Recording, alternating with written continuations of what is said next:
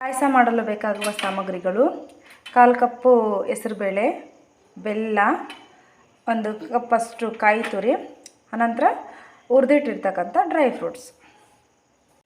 ಸಿಂಪಲ್ಲಾಗಿ ಒಂದು ಪಾಯಸ ಮಾಡೋಣ ಅಂತ ಮನೇಲಿರೋ ಸಾಮಗ್ರಿಗಳನ್ನು ಬಳಸ್ಕೊಂಡು 1/4 ಕಪ್ಪಷ್ಟು ಹೆಸರುಬೇಳೆಯನ್ನು ಅದಕ್ಕೆ ಬೇಕಾದಷ್ಟು ನೀರನ್ನು ಹಾಕಿ ಈಗ ಬೇಯಿಸ್ಕೊಂಡಿದ್ದೀನಿ. ಇದರಲ್ಲಿ ಬೇಯಿಸ್ಕೊಂಡು ಅನಂತರ ಇದಕ್ಕೆ ಸ್ವಲ್ಪ ನೀರನ್ನು ಹಾಕಿ ಇಷ್ಟನ್ನು ಹಾಕಿಟ್ಟಿದ್ದೇನೆ.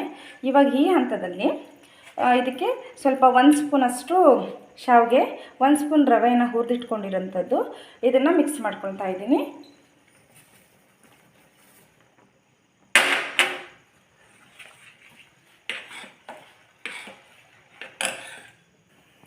ಸ್ವಲ್ಪ ಅದು ಬೇಯಬೇಕು, ಶಾವಿಗೆ ಮತ್ತು ರವೆ ಎರಡೂ 1-2 ನಿಮಿಷ ಅಷ್ಟು ಬೆಂದಿದ ನಂತರ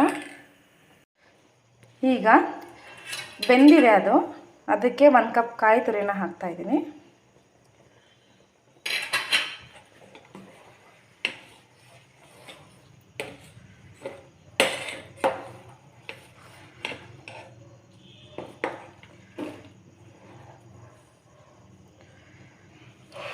ಜೊತೆಗೆ 1 ಕಪ್ಪು ಬೆಲ್ಲ ಕ್ಲೀನಾಗಿತ್ತು, ಮುಂಚೆ ಮಾಡಿದ್ದೆ, ಹಾಗಾಗಿ ಡೈರೆಕ್ಟಾಗಿ ಹಾಕಿದ್ದೀನಿ. ನಿಮಗೆ ಬೇಕಂದರೆ ನೀವು ಶೋಧಿಸ್ಕೊಂಡು ಹಾಕ್ಬೋದು. ಇದು ಎಲ್ಲ ಕುದಿ ಬರಬೇಕು ಚೆನ್ನಾಗಿ, 1 ನಿಮಿಷ ಅಷ್ಟು ಕುದಿಬೇಕು. ಈಗ ಪಾಯಸ ರೆಡಿಯಾಗಿದೆ. ಇದಕ್ಕೆ ಕೊನೆಯದಾಗಿ ಗೋಡಂಬಿ, ದ್ರಾಕ್ಷಿ, ಕರ್ಬೂಜ ಬೀಜ ಮತ್ತು ಕುಂಬಳಕಾಯಿ ಬೀಜನ ರೋಸ್ಟ್ ಮಾಡಿ ಇಟ್ಕೊಂಡಿದ್ದೀನಿ. ಇದನ್ನು ಹಾಕ್ಕೊಳ್ತಾ ಇದ್ದೀನಿ.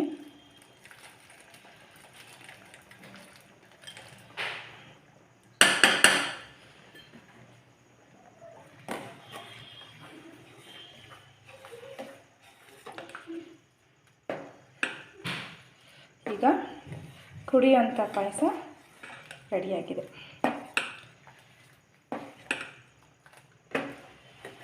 ಒಂದು ಕಪ್ಪಿಗೆ ಸರ್ವ್ ಮಾಡಿ ತೋರಿಸ್ತೇನೆ. ಈಗ